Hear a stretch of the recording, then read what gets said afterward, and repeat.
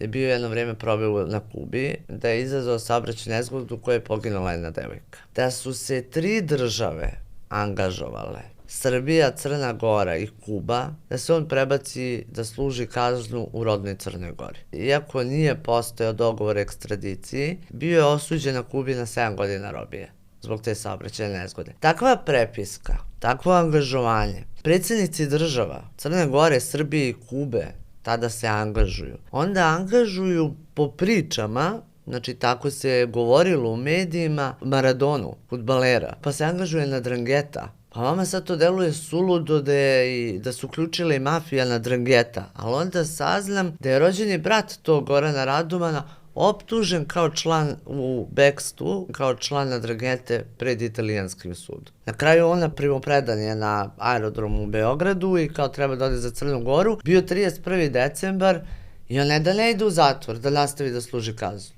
nego on išeta sa beogradskog aerodroma. Neko mu skine lisice, neko ga ne stavi u avion za Podgoricu. Prate ga diplomate, državni službenici i on ode na proslavu Nove godine u centar Beograda i počne da živi kao slobodan čovjek. Taj slučaj pokazuje raširenost i direktnu uvezanost visokih državnih zvaničnika i organizovanog kriminala. Koliko je to veliko? Ja nikada do sada nisam uspela tako visoko da nađem do bukvalno vrha 3 države. Povežete predsjednike 3 države, to je bilo ranije, ali uspete da dođete do dokumentacije koja to potvrđuje.